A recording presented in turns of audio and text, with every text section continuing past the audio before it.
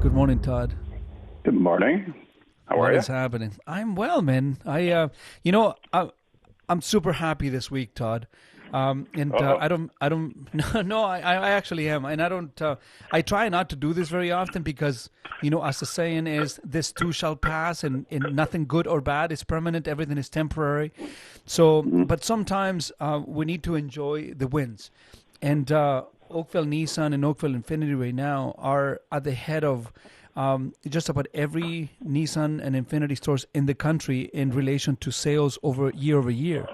Congrats. Yeah, in Oakville Nissan, we are at the head of the central region, so we suffer the least. So we were able to capitalize on so much market share, and I owe all of this to the listeners of the show. No commission salespeople, digital retailing, no nonsense, transparent, one price, all those things that I've been preaching for the last 10 years, they seem to be paying off, and so I'm super happy. We're having a great month. Awesome. Good for you. How are things Industry with you? needs that. Things are good.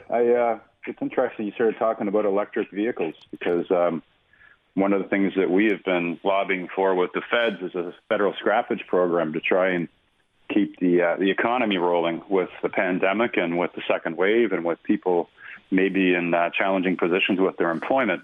Uh-huh. And they quickly have gone to, well, they want to adopt a model out of Europe where it only applies to electric vehicles, which is less than 1% of market. And if you ask many dealers, including yourself, how many electric vehicles can you get your manufacturer to ship you? None. Not many. No. Right. So, it's a sensitive topic, and I'm all for the environment. I'm certainly, I care. But I'm also for, the level of reality. Those vehicles are, what's the premium on yours? 10 grand, 15 grand compared to the ICE engines, the combustion engines? No, it's a lot more than that. Is it more? Well, maybe I'm thinking of another product. You're talking $25,000-$30,000. I'm not joking. Right. So the point is, I don't think a lot of people today have that extra kind of coin just bouncing around, given what we've gone through in the last year. So we're going to keep working at it, but a little disappointing to say the least. You know what I mean? Especially when we have 5 manufacturers in it's the just that province of Ontario. It sounds good, but it's not. Oh, you see, sounds great. At a glance, we're gonna support and incentivize the sales of electric vehicles, because we care about the environment, and that's what we do. Well, Right. All right, let's see how many people are actually buying, number one, electric cars that are not part of the, not 1%. I'm talking part of the 0.1%, because driving an electric vehicle in the city has nothing to do with environmental awareness. It's got more to do with financial flex. Right. People that are driving those cars are just They're a flexing. badge. What's that? They're like a badge, I call it. It is. It absolutely is a badge, but it's a badge of saying, "Look at you! I'm grandstanding, and I'm going to use my car to show you how awesome I am from every aspect." Meanwhile, it's got nothing to do with the environment. But what do you think of this ruling that California had put forward that they I will know. ban? I was shocked. I shouldn't say shocked. California has always had very aggressive standards, even when you think of paint. They were the first ones to ban any sort of paint that wasn't water-based years ago. Yeah. But I kind of work my work world like this, and that is that I don't ask my board of directors to make decisions that are going to impact future boards 10 years down the road. And I think that for to have a goal is one thing, but to say it's just going to completely be done. Where are we now? So 15 years from now, I think it's pretty lofty. And I also think that the challenge is going to be, and I don't know the answer. Honestly, I don't. Can we produce that many? The state of California is as big as Canada in terms of its numbers, right? Well, it'll be interesting. Here is something that I have to do a little bit more digging into the statistic, is that worldwide only 2% of the vehicles that are sold are electric vehicles. That's worldwide 2%. But out of that 2%, 90% of that 2% is sold in California. So Right. what you are left with is an insignificant amount of electric vehicles that are being sold worldwide in relation to the regular combustion engine vehicles, in comparison to the electric car. So, I have been watching California closely over the last few years, and I do think that they are going to drive that state bankrupt. At one point, they were one of the most affluent and richest states in the United States, today people are leaving. Companies are leaving. Nobody wants to stay in California. They have a tremendous social problem. Yeah. But do you think that they're going to be able to accomplish this? I have no idea. I mean, I look at, so we've been, as you know, I travel and been fortunate enough to travel the world to go to other auto shows. And we primarily do that to look at content for our show and to see what trends are happening in other parts of the world.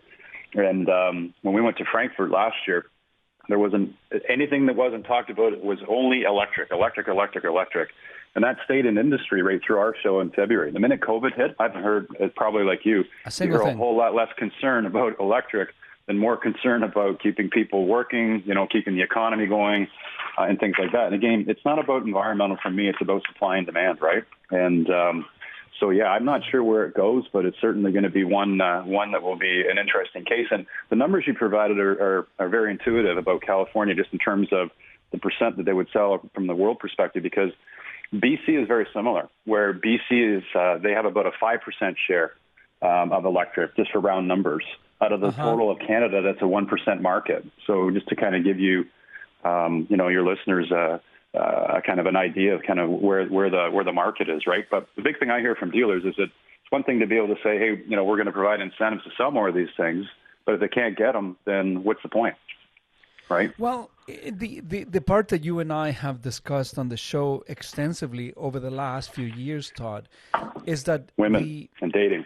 That didn't work out so well for either of us, so let's keep talking about cars. Wow. That was a shot across the bow, man. Oh, my goodness. But anyway, one of the things that we've discussed extensively over the last few years is that this illusion that all the tax dollar that is contributed by internal combustion engine market and everything associated with that industry is going to be replaced by something else. I am yet to see where those tax dollars are going to come from. And look, whenever I hear this subsidies, these programs, these incentives, this bonuses that are being given, corporate welfare, if you will, these are monies that taxpayers are going to have to pay at some point. These are monies that don't exist. Right. So who do you think is going to pay for this? So you and I have talked about this extensively. So in the next couple of years, the stickers that are on the gas pumps show you that we're going to be paying about a 21 cent carbon tax to the feds. And that's on top of multiple other taxes. And some of the things that maybe your listeners aren't 100% aware is that a lot of the taxes that come from the fuel pump get spread out to municipalities that help fund transit and other modes of transportation. And to your point, let's say tomorrow that world shifted, exponentially into electric. That money has to come from somewhere. So I've always said we don't really know the full story yet, and I'm interested to hear it because, we've given away a lot of money in the last 8 months in this country, haven't we? And that's going to have to get replaced. And if you're losing tax revenue dollars at the gas pumps, that's going to have to get replaced too. So I think it's an interesting study. And I think it'd be an interesting study for a business school to look at, because at some point we're going to find out where it's coming from, and it's going to hurt regardless. Well, I'm curious to see, because I every time I'm on the show, I have a Zoom video call going on with Ken on the other side in the studio. He's at the studio, and I'm in my home studio here, and Ken belongs to a different generation. And I'm always curious to see what he thinks about these conversations, because I know that I say a lot of things that he doesn't agree with, which is great, and that's what keeps the show entertaining. No, and it's great. But what are your thoughts on this, Ken? Do you think that the industry should be headed the electric vehicle route? Do you think that the governments are going to find a way to replace the tax dollars that the internal combustion market is bringing to the social infrastructure of our society here in Canada? What are your thoughts on that, Ken? Well, we were having a conversation off air a little bit earlier, and my question to you, Greg, was whether you think this trend and this news from California is going to spark changes everywhere, because it seems that California seems to be at the forefront oftentimes when passing this sort of legislation, and then everybody else eventually follows suit. Now, I do think this plan from the California governor is very aggressive, and as you two were pointing out before, it's going to need to be instituted by people down the road. So we'll see if they actually manage to accomplish this very lofty goal, because there's going to be a lot of other people who are going to need to come to the forefront. Now, I do think that in the automotive industry, there is going to be a little bit of an adaptation now, where we are sort of trying to find a viable alternative to the fossil fuels. Now, is the primarily electric car going to be a full replacement for that? Not for a considerable amount of time by my estimation, but there are becoming more and more viable options available on the market. We were just talking about Elon Musk releasing his new Tesla model as well this morning, and my goodness, is that an impressive specimen for an electric car. I believe it's 1,100 horsepower, 0 to 60 in 2 seconds. Woo! And over a 500-mile range. I mean, that is a very, very attractive alternative to the gas-powered engine, albeit not available to the general consumer, as you two were highlighting as well earlier. Well, it is available to the general consumer. You know, whether it's 1, 2, 3 years from now, it is available to the general consumer. However, that is $140,000 US. So that means that somebody in Canada here would have to spend $180,000 plus tax in order for you to get a vehicle that does something that will, within 2 seconds, you will lose your license. You see, if you start ripping that thing around top speed. So this is the enjoyment that you would have out of that car is only dwarfed by the length on Todd's sex life. 2 seconds or less. And then it's all over. So true, though. Hey, Ken, we have time. Craig, if I ask Ken a quick question or no? Yeah, of course. So Ken, we saw a study on Thursday from Deloitte. We actually commissioned them to do a study to help us understand the what we call a new category of consumer, and that was the former public transit rider that is no longer wanting to get in any form of shared transportation or public transportation because of COVID. And we just really wanted to understand their motivators and things like that. So do you find that your generation or the people that you hang out with, are they using ride sharing and public transportation less? And with what we've gone through in the last 6 to 8 months, would that make you think differently about how you're going to get yourself around in the future in terms of car ownership versus not? I'm just curious. Well, this is certainly interesting because we were actually bringing up the same study earlier on in the show, and how millennials and Generation Z are much more likely now, or flocking to go buy cars because they're trying to adhere to social distancing, and there's less confidence in the ability to stay safe and healthy when using public transportation or other methods of transportation where you may be coming into contact with people who you don't know what they've been doing, you don't know if they're infected or what have you. I find that a number of my friends and people in my community are generally opting out of using public transportation when they can, whether it's living in Toronto. Bikes are very popular. A lot of people have just been using those to get around in the GTA. Walking right now, which is a viable option, but won't necessarily be a viable option as we head into the end of November, early December, and it's minus 5 degrees. You don't want to be taking that 40-minute walk downtown. And my goodness, if you've ever been on King Street or Queen Street, those wind tunnels are absolutely dreadful. So that won't necessarily be a viable option. As far as the ride sharing is concerned, I feel like people aren't taking it as much, but they still seem to be utilizing it fairly frequently, as there's probably more confidence in taking an Uber and wearing a mask and then sanitizing and washing up after you get out of the car than there is at taking the subway or taking the streetcar. So it'll be interesting to see how that trend sort of continues to grow as we learn more information, and as the weather changes, that will certainly affect people's patterns as well. One of the things that we heard from from our parent company Nissan and Infiniti during some of the conferences that we had is that when China got over the hump, they had a huge spike on small vehicle sales. We're talking 1.6 cylinders, manual transmission, the ultra compact vehicles that in many cases, guys, you can get them for $200 a month. I mean, when you start really thinking about it, it's not that much more than if you add up all your Uber rides together, all your Metro Pass or your TTC. But I haven't taken the TTC for a long time. But what they have found is that the people had the proclivity of buying individual transportation devices instead of shoving themselves trapped inside a metal tube that contained 100, 150 people that you could not know who those people was infected, and there was no way of social tracing. So it became more of a I would say COVID Russian roulette to take public transport. And the reality is this, Todd, that vehicles right now are so inexpensive. Vehicles are less money today than they were 10 years ago. Yeah, and cost of money is cheap right now. I mean, that's the easiest driver. Ken, interestingly enough, I certainly didn't share that study with you, but you nailed it. And Greg touched on the point that obviously you wouldn't know not working in the industry, and that is if that small car category is one where they think that they're going to see a spike in. One sector that I found interesting, where it makes sense. I've got one, Greg, you've got one in university. A lot of parents, including myself, guess what? I wasn't sending my kid to university this year. I'm having her come back and forth on public transit. And I'm not anti-public transit. That's just, so I want to put that on the record. I'm all for public transit. But at the end of the day, I didn't feel safe, and neither did she. So guess what? So she took a car. And so that put me in a position where I had to find another set of wheels or find something for her. And I don't think I'd be the only one that would put themselves in that position. I think the other thing, too, is that, and the Deloitte study talked a little bit about that, and it was inconsistency, right? So, some people take this very seriously, and the guy operating your Uber may take it very seriously and spray the car down, have the windows open like they're supposed to. Some guys won't. I found this one very interesting. Somebody from our industry sadly had to get out to Vancouver in a hurry this week. They had somebody that was in hospice that they wanted to go say goodbye to, hopped on an Air Canada flight. I asked him how the flight was. He goes, everybody on the flight had masks on. I said, he cleaned the plane. I felt safe. He goes, but you know what was bizarre?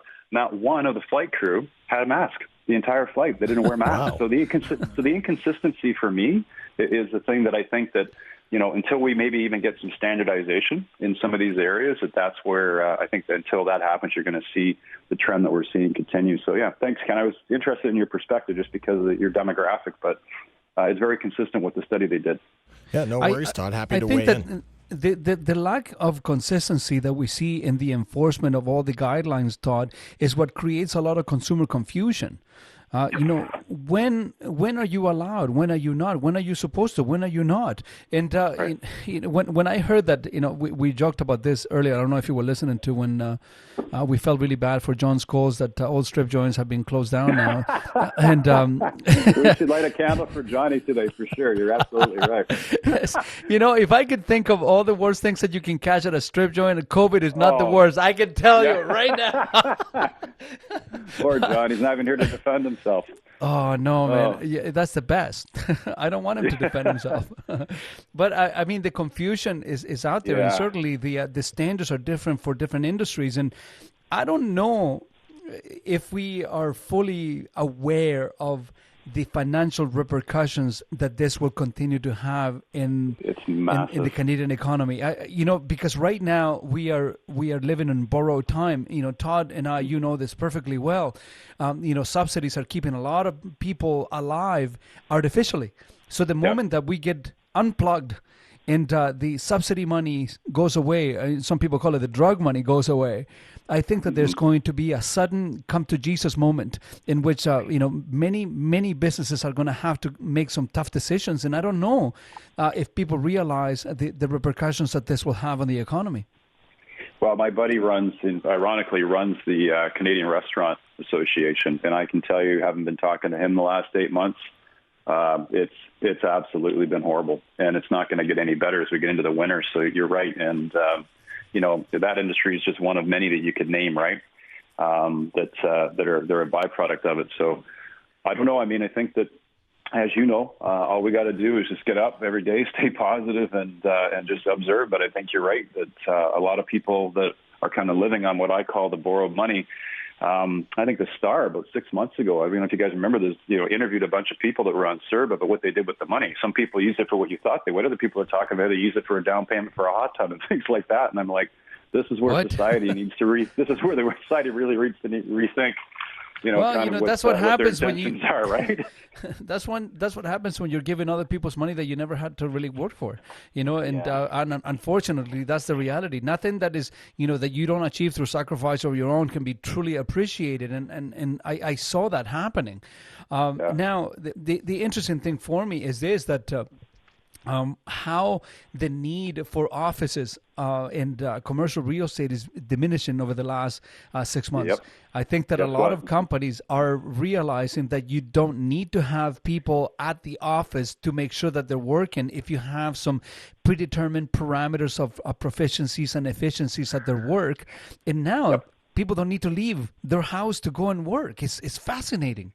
We're a prime example, Greg. I mean, we're an association. We don't retail cars, as you know. I don't need a showroom. I have 10,000 square feet of office space with 2 massive boardrooms that I will never use again. We will go down to 1,500 square feet. It will be an office environment that people can voluntarily go into, because the last 6 months, the efficiency we've gained and the productivity that we've had has been so much greater than we've had to have when people are physically in the work environment. So just like banks and all the things you named in your first hour had to pivot in order to sell cars online, a lot of businesses are doing the same. So I don't want to pick on public transit, trust me. I feel bad for anyone that works on it right now. But I drive by the GO station up where I live on a regular basis. And on a daily basis, if I can count more than 50 cars in a parking lot that used to have thousands of cars in it, this is 7-8 months later. I don't see your point. A lot of companies have already declared that their people can work from home. They're just going to give them subsidies for their internet, and guess what? They're quite happy because the productivity is still there. Now, you can't say that with a one paintbrush fits all, as you and I both know. But I'm just one example of a small business that has seen the benefit certainly from that. So, yeah, I'm with you. The next year is going to be really, really interesting, especially when they do get a vaccine. I am going to talk about the elephant in the room, okay? And you're going to hate me for this. I'm going to hang up. I have always felt that car manufacturers force dealerships to have these giant buildings with massive overheads that many dealerships cannot afford. And the more we switched into digital retailing, the more we understand the lack of need of that crazy spaces that many manufacturers force dealerships to build. What do you think? I don't think it's the elephant in the room. I think that's a good comment. And I think that the good news is that the national association that works with the manufacturers at the national level, one of the things that is high on their list, and that is that, let's put a moratorium on imaging. Imaging, to your listeners, is when they basically force a dealership to renovate the dealership to look like some of these things do today, given the financial condition that we're in. So I couldn't agree with you more. It's kind of like now's the time to step back. Everyone's had to step back in every facet of their life, and so have a lot of businesses, and I think we need to step back and take a look at that as well. Well, look at it this way. I think that for the general population, or for the not the connoisseurs of the car industry, many people think that dealerships are making so much money that they're building this massive facilities everywhere, and many people don't even know that dealers don't want to do this. It's not their choice. Of course not. That they are obligated. They'll never earn it back. You've done the math. I remember when you left the one dealership that you and I talked about up in Richmond Hill. Yeah. That you did the math on the image, and it was like, it didn't make sense. Will never even pay itself back. So why would we do it, right? And I'm going to have to get off here shortly, off the phone, but I just wanted to briefly, if it's okay, comment on something that was in your first hour. And you were talking about women in our industry, and it's something that is near and dear to my heart. Yep. As you know, one of my really good friends in this industry is Susan Gabusta, and I just wanted to point out to your listener that not only does she own a large Toyota franchise, but she's also the first female president of not only our association, but also the Canadian National Auto Show, which is the largest consumer show in all of Canada. So is there a lot of work to be done? Absolutely. But there's some people in some great prominent positions right now that can provide mentorship roles. So just thought I would throw my 2 cents worth in. Absolutely. And what I'm going to do is that I'm going to try to reach out to Susan this coming week, and for her to come on the show next week and talk to us about, what we can do as an industry and honestly as a society to allow the inclusion of more women in an industry that for a very long time has been thought of as a male-dominated society, a male-dominated industry, which is not the case. I think that if people come into the store and they apply for the job and they're qualified to do anything that has to do with retail, we will give them an opportunity. We just don't have a lot of interest. So I think that reaching out to Susan and having her come on the show is going to give us some tremendous perspective. But we're going to take a small break. That's Todd Bourgon, the executive director of the Trillium Automotive Dealers Association. Good friend of mine, Todd. Have an amazing weekend, brother, and I'm sure that we'll be talking soon. Yeah, thanks, Greg, and thanks, Ken. You guys have a great weekend. Thanks, We'll Todd. talk soon, man. Let's take a small break, folks. We'll be right back.